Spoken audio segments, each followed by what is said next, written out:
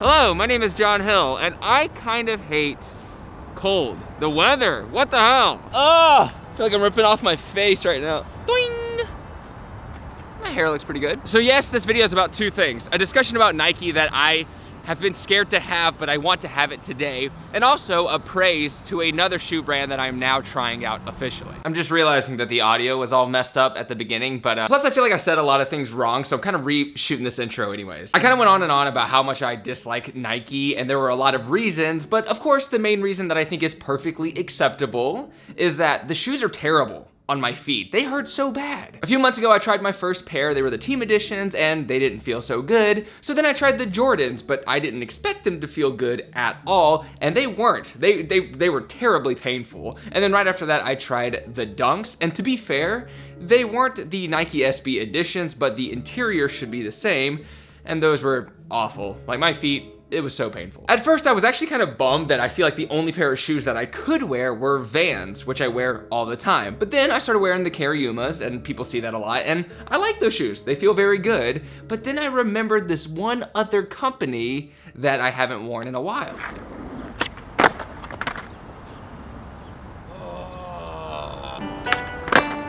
I'm not like getting off the ground. I need a pop, huh?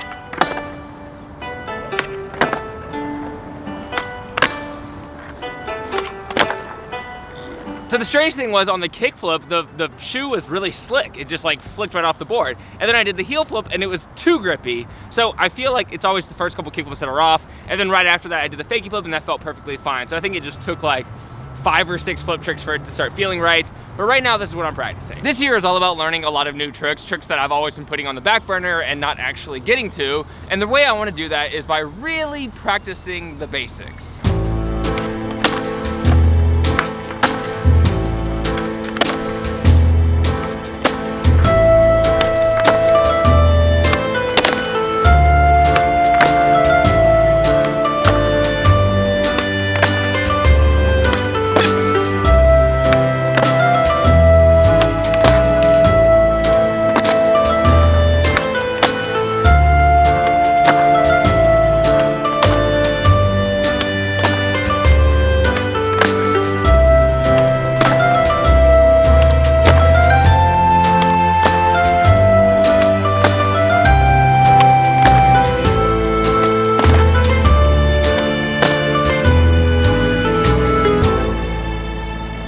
That saying that's like, if you're doing something wrong, it's easily noticeable, but if you're doing things right, people barely notice. I didn't even notice that I was skating new shoes. After a couple flip tricks, they felt totally normal, just as comfortable as the last pair of shoes that I had. These break in really fast. Every flip trick feels completely normal. And as for those flip tricks, I basically had to do them until they felt comfortable enough to do onto a ledge. So let's take the switch backside flip. I mean, I kept doing them because I wasn't landing just the right way. I wasn't flicking the right way. And I pretty much did this for all 24 tricks. I would just repeat them until they felt right. So I actually did all of those tricks that you just saw probably 3 to 5 times each. Good Lord, this video is a mess, and so is this room, but here we go. I was talking for like 30 minutes in the parking lot trying to explain this whole Nike thing, and I feel like I can summarize all of it quickly here. I actually bought 5 pairs of Lakai shoes. These were the first pairs that I wanted to test out, so the rest of the session I will show of me just doing all kinds of random tricks, all kinds of different skating, and I definitely want to show that. So let's see how I like the shoes before I go into my tangent about Nike.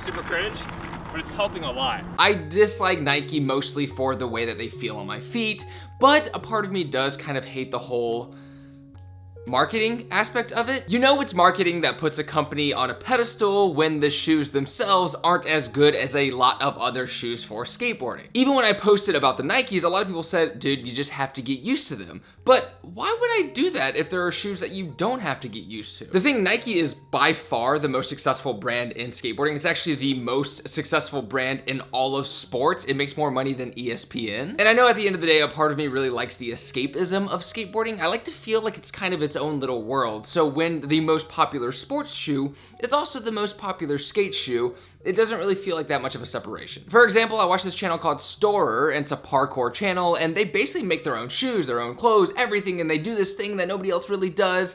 And in my videos, I want to present skating in this very fun way. So sometimes I feel like I don't, I want a shoe that is more authentically skateboarding. So I'm actually going through a lot of shoes right now, trying to figure out what that is, what that means. And these Lakais I think are a great step because they're founded by two phenomenally amazing skateboarders. Who knows, maybe in the future we'll actually come up with our own shoes. I think if Storer did it, then maybe we can try to do it as well, because there's so many different subgenres within skating that sometimes when a part of skateboarding just gets blasted into, superstardom, there's other little pockets that grow that I am just more interested in. I feel like this YouTube skate culture thing is something that has just been a really fun thing, and a community that has been completely different than what I was used to, and just something that, it's very heartwarming. I love it. Anyways, I went back the next day to that spot just to test out the shoes again, and they were fantastic, but here's a final session with those shoes.